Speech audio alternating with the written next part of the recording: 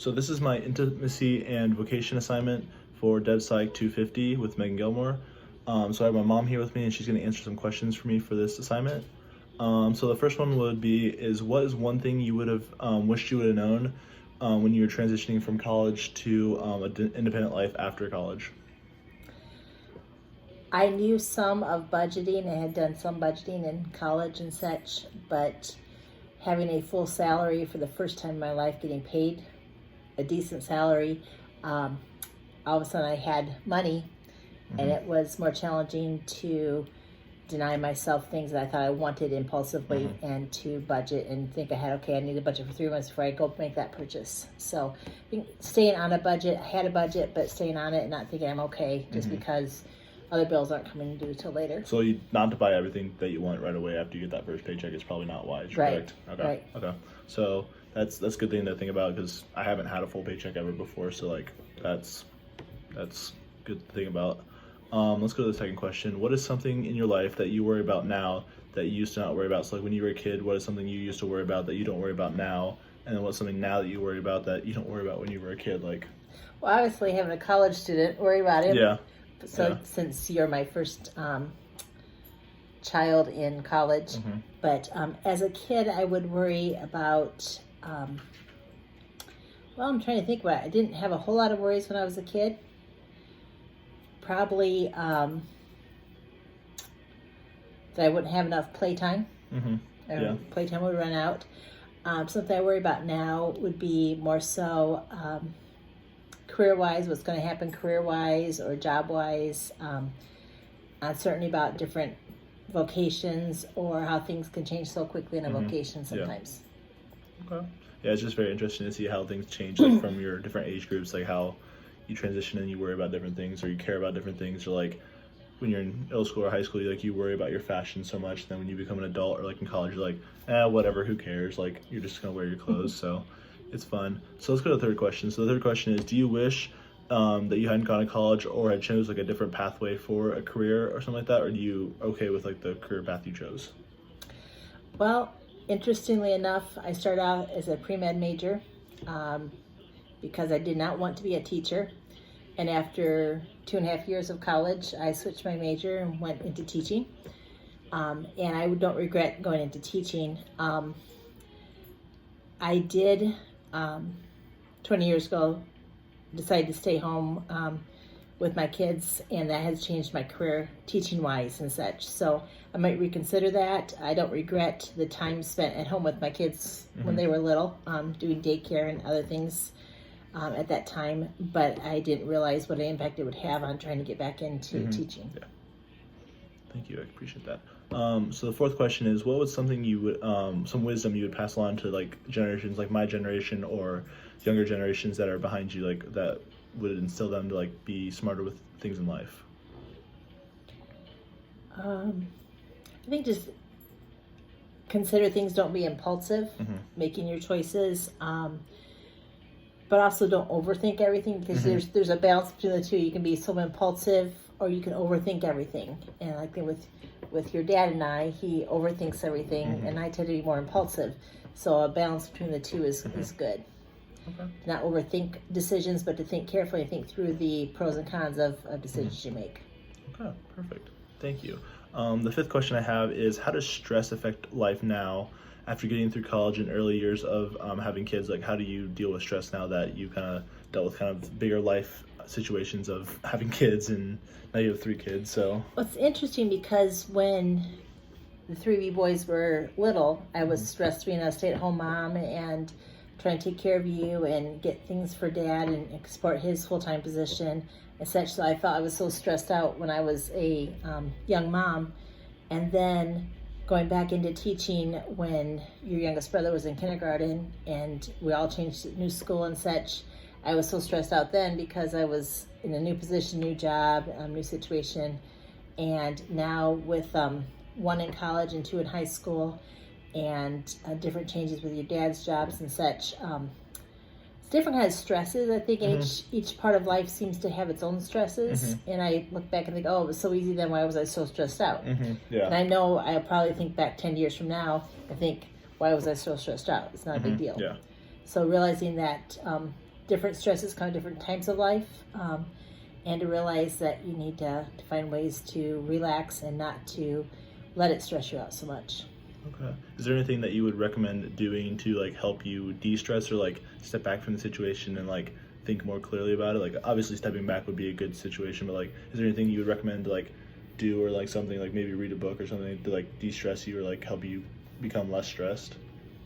I do. I read all the time, Yeah. which is part of my de-stressing. Okay. And not having to deal with, for example, in my position in special education, and sometimes the demands of parents, expectations of parents can be quite challenging, and often they're needed, and other times they may be over the top. But realizing that I need to step back from the situation and use my cup. It is what it is. My coffee cup. Yeah. Remind myself it is what it is. Work as hard as I can in a situation, and then step back. Go take a walk, go play with the dog, take a break from it, because perspective, get away from it, coming back to it, you might have a better perspective on it too. Okay, perfect. Thank you. So the sixth question I have is, it kind of drives from our textbook, talking about kind of when you become from young adult to more middle-aged adulthood, and how when you first come out of college, you kind of think money is everything, and everything's about money. Do you personally believe that money can buy happiness? Why or why not? Makes you happy for a while. Yeah. Yep. If I won the lottery, I'd be very happy. But I think in the long run, it doesn't, because money buys things, money buys temporary loyalty, but it doesn't last for the long haul. And so it sometimes masks real feelings of happiness and contentment. I think it may buy happiness, but it doesn't buy contentment. I think there's a difference between happiness and contentment too. Perfect. Thank you. Another question I have for you is, are you more introverted or extroverted? And has that changed since adolescence or young adulthood? Like, has that changed throughout your life? Have you become more of one or more of the other throughout life? Has they've changed different varieties? Like, has you been more extroverted now or more introverted now than you were as a kid? Like, what is that like for you? I've always been extroverted, but I think as I've gotten older, I've become more introverted. I value time by myself. I used to always want to be around people and such, and now I just as soon go for a walk. Sometimes go out with friends or go for a walk by myself, and I might just choose to go for a walk by myself, and that may just be how life has happened or such. But I would say I've become more introverted and value that time by myself. Okay. Very interesting. Thank you. The eighth question I have is, as you transition from young adulthood, so you're a little bit older than young adulthood. Thanks, son. But now that you transition into more middle adulthood, how does your view change for intimacy and isolation and generativity and stagnation? So you already kind of talked about how you used to be more extroverted and kind of like being out there and like hanging out with people, but now you're more you like to be more by yourself sometimes, or just like have that time by yourself. So that's kind of that intimacy versus isolation. And then generativity and stagnation, so you kind of like think about like how people will think about you in the future. Like, will you become obsolete, or like will you things you do like not like really matter? Has that like ever like had thoughts come to your mind about that stuff, kind of like that? Okay. I think we were just talking about the previous question about extrovert versus introvert, and I think a little bit of that intimacy versus isolation, I kind of take it that way with the question. Whereas when I was younger, I would want to spend 4 hours hanging out with my friends, college friends and such, young adult friends. And now an hour would be good. An hour reading a book by myself would be good. Yeah. So more of a balance between. I don't want to have that much time necessarily in a group, hanging out. The stagnation question. Generativity. Yeah, I don't know the word. I think sometimes like your younger brother will make a point of that, where he's like, "Oh, you're so old," and he uses the word boomers and stuff like that. Which is kind of funny, because I think back to when I was younger, and the older generation always seems older. They don't understand. They Yeah. never went through this, and not the same thing necessarily, but there's nothing new under the sun.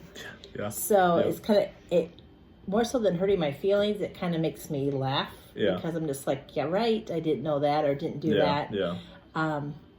And so when I see students or see people talk about that, this is the new thing. I'm like, yeah, that was 30 years ago. Yep, understand that one. Like rolled jeans, like that's coming back now. Like I start to roll my jeans in. You probably did that in College. high school. So Last year of high school, first year of college. So Peg yeah, pants. it's just weird how it comes back and everything like that. So that would you say that life it's not really stale? It kind of just transitions back in sometimes. And they change things like fashions and such. It's the same thing coming back, but it's maybe a little bit different. And it's brand new and such. But I think there is a new. I think there's something to be said for each generation, each new fad, each new trend or such, to pull back from the past, an idea, but to change it a little bit so it does seem new and fresh to them.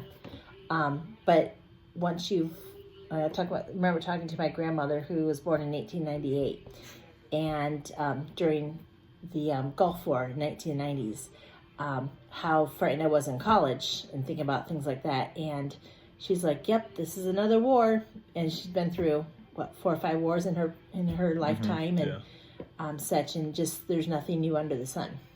And realizing that each generation reacts to things differently, but realizing that there really is nothing new under the sun. Yeah, absolutely. Thank you for that. And so the last question I have for you today, how would you recommend overcoming or dealing with parent care? So parent care is dealing with how you become older. So your parents always took care of you when you're younger. And then as your parents become older and they start to decline in health, they start to maybe acquire disabilities or health issues or memory loss. How would you recommend transitioning, kind of helping with that care, like transitioning into that? So I know like your parents and like my grandparents are like, they're starting to like decline in health. Like how would you recommend for like my age group to like start to transition, or like is there things that you've done that or people that have done for you, like taught you that like would help transition in that transition? What I've seen from friends, and we're not quite there with your grandparents yet necessarily to that point, but some of my friends who have dealt with this,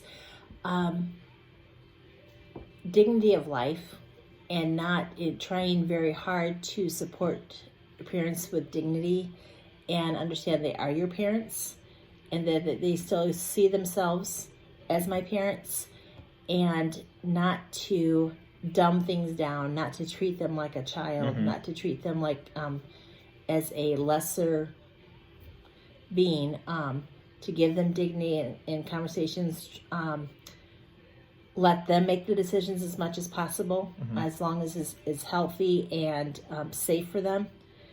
But and even in situations where we feel like we should intervene, I feel like it's their choice, and if something were to happen with them, I tried to let things be their choice and their healthcare choices and their safety. There's sometimes a fine line we haven't quite had to deal with it yet, absolutely. But letting them do everything we can to support them in their independent life. Yeah. So like more not like just taking over their life, like treating them like a kid, but more like respecting their choices and like what they want to do, but like still being there to support them like they supported us when we were younger and stuff like that. It's just like being there to support them, really, is what you're kind of the big thing you're saying. And unfortunately letting it be on their timeline, because trying to get them to do something that's, if they can come to the conclusion on their own, is better, but sometimes they're not ready to come to that conclusion quickly on my timeline, what I have for time. So when I'm pushed for time to get them to make a decision or to make a choice, it's easy to treat them more like a child. You need to do this, and that's a difficult challenge. All right. Well, thank you so much that's my last question. So thank you so much for taking the time to go through these questions with me and like just give me some more insight on what you, as you are farther down the road in life with me, and just like give me like a few hints of like what I can do in my future with getting out of college and different stuff like that. Just even though I do taking care of your parents. like you, exactly. But no, thank you just for taking that time with me, and that was my project for DevPsych, and thank you guys.